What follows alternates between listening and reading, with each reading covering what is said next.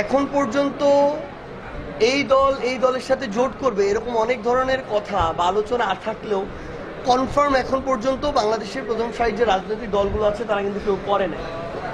এই আলোচনাটা চলছে, আমরা আমাদের এনসিপির ক্ষেত্রে এটা বলতে পারবো। এক্সট্রিম মশার কয়েল প্ল্যান্ট ফাইবার দিয়ে তৈরি, ডেঙ্গু চিকুনগুনিয়া বাহি সহ যে কোনো মশার বিরুদ্ধে দেয় এক্সট্রিম সুরক্ষা। যে আমরা আমাদের জায়গা থেকে যদি দেখি যে কোনো রাজনৈতিক দলের সাথে আমরা এমন একটা কমিটমেন্টে যেতে পারছি যেই কমিটমেন্ট অভ্যুত্থানের আকাঙ্ক্ষাকে ধারণ করে সংস্কারের জন্য কাজ করবে, বিচারিক প্রক্রিয়াকে পরবর্তী সময়ে অব্যাহত রাখার জন্য কাজ করবে, ভারতের আধিপত্যবাদ সহ যে কোনো আধিপত্যবাদের বিরুদ্ধে কাজ করবে, যেই কমিটমেন্ট শুধু আসন কেন্দ্রিক নয় বরং বাংলাদেশের পরিবর্তনের জন্য কাজ করবে, এমন কমিটমেন্ট যে রাজনৈতিক দলগুলোর সাথে আমাদের মিলবে আমরা তাদের সাথে ইলেকট্রাল অ্যালায়েন্সে যেতে পারি।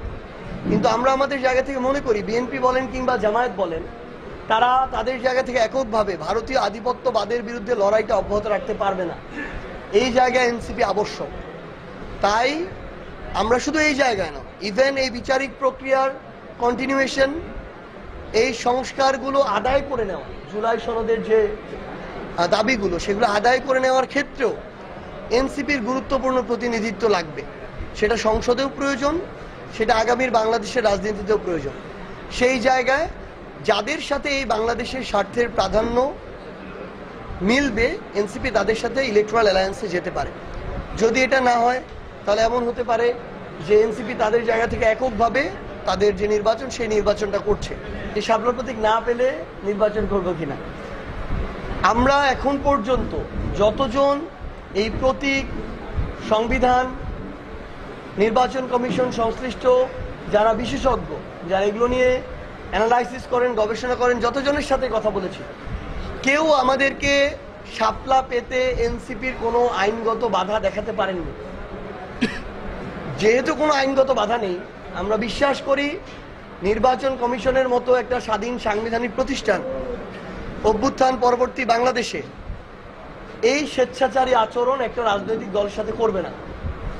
আমরা অবশ্যই, যেহেতু আইনগতভাবে বাধা নেই, তাই আমরা শাপলা প্রতীকই পাবো এবং শাপলা প্রতীক নিয়েই আগামী নির্বাচনে অংশগ্রহণ করবো। এটার অন্য কোনো অপশন নাই। আমরা উচ্চ কক্ষে পিআর চাই, নিম্ন কক্ষে পিআর চাই না। আমরা মনে করি এই মুহূর্তে বাংলাদেশের বাস্তবতায় আমরা উচ্চ কক্ষে পিআর পদ্ধতির মাধ্যমে এটা দেখতে পারি কতটুকু বাস্তবায়নযোগ্য, কতটুকু কাজ হচ্ছে, ফলপ্রসূ হচ্ছে এবং এটা দিয়ে বাংলাদেশ উপকৃত হচ্ছে কিনা, এটা সাস্টেইনেবল কিনা। এর পরবর্তীতে এটা বাংলাদেশের মানুষের চাপয় ঠিক করবে যে এর পরে বাংলাদেশের রাজনৈতিক দলগুলো নিম্ন কক্ষে পিআর চাইবে কিনা। যদি উচ্চ কক্ষে সফল না, এমন হতে পারে জনগণের থেকে ডিমান্ড আসছে ওই কক্ষেও পিআর বাদ দিয়ে দেয়। তো এই জন্য আমাদের অবস্থান খুব স্পষ্ট, আমরা উচ্চ কক্ষে পিআর চাই, নিম্ন কক্ষে আমরা পিআর চাই না, যেটা এখন পর্যন্ত ঐক্যমত কমিশনের সিদ্ধান্ত।